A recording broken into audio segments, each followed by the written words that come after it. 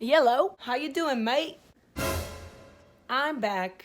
Oh my gosh. I'm sorry, all that's cringe. I am going to share with you, I did share this on a podcast, so if you actually listen to my podcast, which is Goatee with Georgia D, and you can listen anywhere you listen to podcasts, I actually talked about this already. So if you listen to my podcast, this might be an old story, but it might be fun to hear me tell the story in person and on screen. So I have a very limited time frame to share this story because, as you can see, there's a rocker and there is a baby rocking. Yeah. So I have a limited time frame, and yes, it is February and I still have my Christmas tree, but we have a very small house right now and there's nowhere else to put it. This is where my Christmas tree will go as long as we live in this house. We're just gonna keep it there. We might not turn on lights, but it looks cuter with the lights on anyways, and it feels festive. So if it's any consolation, I have a pineapple sitting on as a centerpiece. So does that counteract? Anyways, okay, I have to be very quick with this because I'm supposed to feed baby and get him all this milk, but I did some. He ate for 5 minutes and then he nursed he took 2 more ounces, and he still has all these 2 more. They're almost 3 ounces. And I'm gonna give them to him, but I wanted to make this video really quick for you. Okay, so as you can see by the title of this video, this is the story of when I almost went into human trafficking, where I thought I was going into sex slavery. This is how it began. I studied abroad in Spain. I'm actually gonna put out more videos like telling different stories about when I studied abroad coming soon, and I'm gonna add pictures to those. So I'm very excited about that. Okay.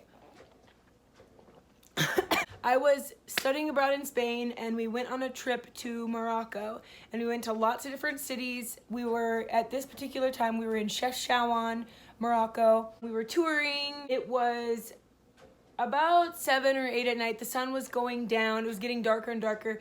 To set the scene, if you've ever been to Chefchaouen, or if you've ever been to Morocco, all of Morocco does not look like this. I've never been to Rabat, Morocco, but I don't think it looks like that. It's a lot more modern, a lot more up to date. But Chefchaouen, it was like this. If I set the scene, the houses are all made of rock, and where we were, in Chefchaouen, and it's like Flintstones essentially, from what I remember. And it was like there's like holes for doors and windows, like rock cut out of rocks, and they were all painted white. Chefchaouen has a lot of blue too, but where we were, it was all white. The walls were all white, and it was to keep bugs away and mosquitoes away, like this certain paint. And it was cooler in the winter. So, and then the houses, like in the United States, there's like roads and sidewalks. It's not like that at all in Chefchaouen. It's like the houses are all really close together. All the roads are made of dirt that you walk on. The roads are like, you can't bring a car in there at all. It's just like walking, and the houses are very close to each other. There's no like pattern. Like when you're here in the United States, there's like straight, like it's like blocks, like perfect blocks, or like there's a route. There's just a nice shape to the way, and there's like usually an order about how the roads go in the United States, especially in the city where we were. But in Chefchaouen, oh, you're so excited. In Chefchaouen, there's like, it's like you'll go this way, you'll go straight, and then you'll curve, and then it'll be a dead end.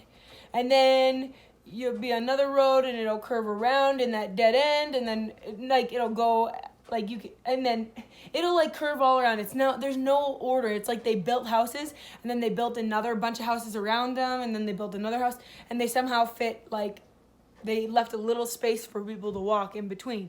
Like there's no order at all. We are currently feeding him with a bottle. So I'm gonna tell this story while I'm feeding, because #MomLife. Okay. Sorry, that was so cringe. The sun was setting, and there's no pattern. He might try to talk with me, because when I'm talking, he wants to talk too. So if you hear some talking in the background, it's Everest. It was setting, and at this time, I was bartering with somebody. I wanted to get some souvenirs for my family, and so I was talking to this one guy, and he was like, no, like we were going back and forth, and so at that same time, I was with a group of 50 people, okay? Yeah, how do you get lost in Morocco with 50 people? How do you almost go into sex slavery with 50 people? This is how.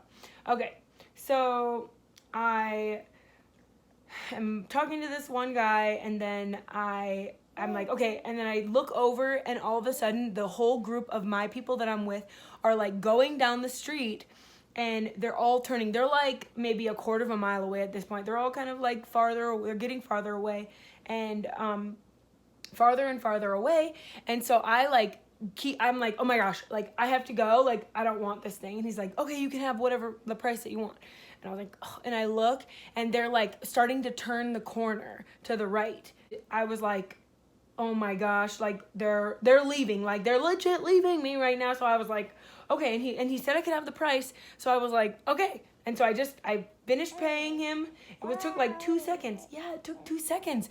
And then like and I look back, and they're gone. Like legit gone. Like all 50 of them are gone. They had turned to the right, but they were gone. And I was like, and I pay him, and I start booking it. And granted, the sun is going down. Like it's like basically down over the sides of the buildings now. So I start running towards them. And I'm like, oh my gosh. And I'm running. I'm like, oh my gosh, oh my gosh, oh my gosh. And I come to where I think that they turned, and I look right, and there's nobody there, and you can't hear a thing. You can hear 50 people, but I could not hear anyone. Not like, it was like quiet. And they were a loud group. These were like international students from all over the world that were studying abroad in Spain. And so I was like, okay, couldn't go to the left. Right, there was like a wall there, so I clearly knew they didn't go to the left, but I saw them turning right, and I was like, oh my gosh. And so at that moment, there was a guy that came like kind of behind me, and he was wearing like a jean pants and a jean shirt, and he was like, oh, were you with that group? I'm a police officer, I can take you to them. And I was like, and so he said this in Spanish, and I was like, and I spoke Spanish. I was studying abroad in Spain at the time. I still speak Spanish. I'm super rusty right now, so don't try to test me. But I mean, I can, and I can understand it. So, anyways, I don't know why I told you that. But so then I was like, yeah, right, you're a police officer. I didn't say that, but I was like, no. And in my mind, I'm like, what do I do? I'm like, I don't know what to do. And so I was like, no, I'll be fine.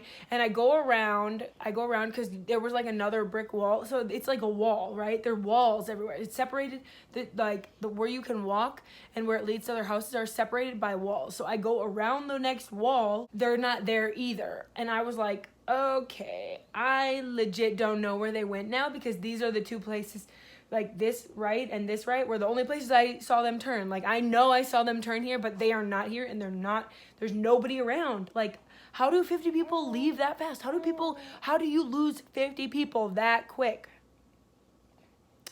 Girl, I don't know. So then all of a sudden this other guy follows me around the corner, and he's got like all this stuff draped on his arm, like scarves and I don't know, stuff to sell, right? And he's got them all draped around, like he wants to sell, like he's gonna try to sell them. But he was like, oh, are you lost? Like I can help you find that group. Like I saw that group, I know where they are. I can help you. And I was like, yeah. And at this point, now I'm freaking out, because now I have no idea how to get to my group, right? I have no idea. So I'm like, do I go with this stranger, or do I just wander around in the dark in Chefchaouen in Morocco by myself? So and then all of a sudden, and I was thinking this, and at that moment, the guy that called himself a police officer that was in jean pants and jean top, he was like, yeah, well, we can take you, and we'll help you find your group. And I was like, what do I do? So I was like, I guess I'm gonna go with them, because I have no idea what to do, and there's no order to this road. I have no map. I don't know what to do. I lost my group. Maybe if you know of a better of what to do in this kind of situation, when you don't have a phone and you don't have any way of reaching anyone. Now today, when people study abroad or people go abroad, they have their phones. Like my brother goes to Rome all the time and studied abroad in Rome, and he goes back all of the time. he brings his phone and we can text him. So that totally probably wouldn't happen anymore. I think it was just like Verizon wasn't like up to date yet, or like the towers weren't as advanced, because it was really expensive to have your own phone there. So we just bought phones in that country, but I didn't buy a phone for Morocco, like Morocco, Africa. So I don't know. I'm like drooling. I'm like, okay. So I didn't have anything. Anyways, if you know of a better way to get out of this situation, please comment down below. That would be so helpful. So helpful. When you have no internet and you have no way to connect, what do? Okay, you can ask a local, I guess. But do you trust them is the other question. Okay, anyways, back to the story. So I was like, okay, I guess I'm gonna follow you. So I start following these, and then so the guy in the jean was like kind of like with me, and then the guy that was like clothes draped on him was following too. And I was like, okay, this is really bad. This is not good. This is not good. And the roads are all windy, right? They're not like straight and then turn and like walk a mile and then walk a block and turn, walk a block, turn, or whatever. Like, no, they're all windy. Like, there's absolutely no rhythm, no rhyme, no reason to any road in that town. Okay, so anyways, so then, and the roads are really close together and the houses are really close together, so there's not much walkway, right? Like the walkways are very small, maybe like less than 5 feet, and there's like a ton of people.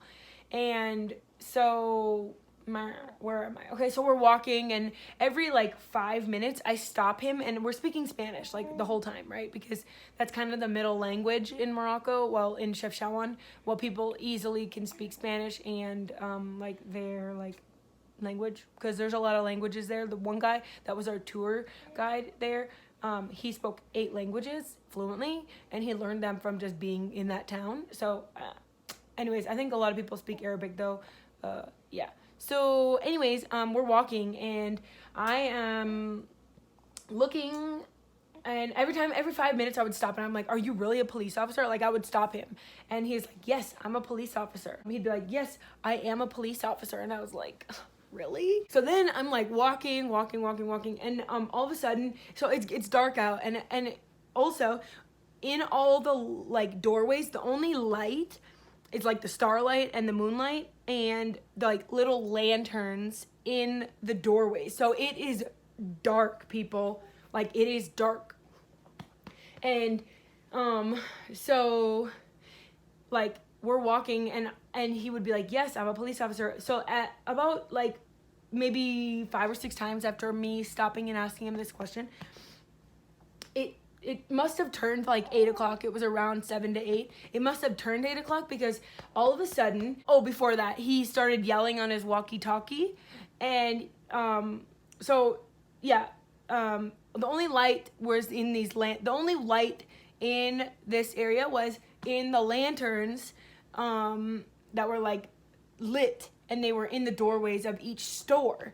Okay, so then all of a sudden he just starts yelling in his walkie-talkie in Arabic, and then he's talking to me in Spanish and being like, yes, I am a police officer, and then yelling in Arabic, and people are yelling back in Arabic, and I'm like, what is happening? And at that exact moment, it must have turned 8 o'clock, because people started running out of stores. Chickens were running, wild cats were running across my path, and it was just getting bonkers. People were running out of their stores. People were turning out the lanterns in their lights of their doorways, and it was just like going crazy. And all of a sudden, 5 other Arabic men circled around us. Yeah. So then I'm still freaking out. Like, I'm like, this is it. I'm going into sex slavery. I'm going to be in human trafficking. I messed this up, and I should have done better, and I'm going to get through this, and I'm going to help a lot of people, you know, like, I'm going to get through it, and I'm going to just be able to talk one day and share this with people and help other women get through it and blah, blah, blah. And I'm like preparing my heart mentally, like, this is bad news. I'm like freaking out. I'm like, okay, and so then I would stop him over and over again. Are you really a police officer? I had the worst time believing him. I like could not believe him. And so we're just walking, and I'm just thinking like I'm just like in a daze kind of, and then all of a sudden I saw these two girls, and they were like on their cell phone. They were maybe like 8 years old, or like they were really young, like so young, like less than 10 for real. And they're on their cell phones, and they're like talking, and they're walking, and I like run ahead of like the group of men, all the men that were with me, and I was like, is that man with the jean jacket, and I say this in Spanish, I'm like, is that guy, is he a police officer? And they like get off their phone, and they're like, yeah. And I was like, and I just stood at them like, for real? He is a police officer. Like, I'm just thinking this, like, I'm like, for real? Okay. And at that moment, my heart was finally at rest. I was like, okay, he actually might be a police officer, but there's no indication that he's actually a police officer. So then, anyways, we're just walking, and so I'm like, actually a little bit, I'm still nervous, so I'm like, okay, well, maybe they just said that, I don't know. And so then we're walking, and then it starts getting louder and louder and louder, and more lights, and lighter and lighter and lighter, and then I start seeing street lights, and then all of a sudden we like go into this clearing. It says that it was like, no, we were like in the dark, and then it was like we were in the light, and all of a sudden there were shops, and there were vegetables, and like, oh my gosh, there was like all this food and people, and all of a sudden I saw the bus that we were from, and I was like, oh my gosh. And we ran over to like our tour guide, and the police officer came, and there was another police officer standing there, and they were like, you thought you were lost, because the tour guides were hilarious, and we had gone on multiple trips with these tour guides in Spain, and they were like, you thought you were lost. And I was like, okay. And we were supposed to have like a buddy system, and we did, but it was two girls from my specific study abroad program from my college that I went to, and they were kind of like best friends, and I was with them, so it was kind of like we were a group of three, and so they were kind of like more in their own world, and they weren't really paying attention to me. So I got on the bus, and I was like, hey, I'm here, and did you forget about me? You're like, oh yeah, we were wondering where you were. And they were like, oh, where were you? I was lost, ladies. Like, was lost. I did not go into sex slavery. I thought I was. So I wanted to take you, I hope you aren't mad, and I hope you give this a thumbs up, and you subscribe, because I'm going to be telling lots more like crazy stories of when I studied abroad and when I traveled and lived abroad, of like the lifestyle of like different countries that I've been to. I'm going to add pictures, and I'm really excited about this little series I'm doing. I hope you enjoy it. I hope you follow along. I hope you subscribe, and I hope you like this video. And yes, but I wanted you to experience it the way I experienced it, because I literally thought I was going into like sex slavery. Like, I was like, I'm donezo. And it turns out he was actually a police officer. All that to say, I was fine. I hope you follow along. I hope you like this video. Thanks for watching. I love you so much. And I'll see you in the next one.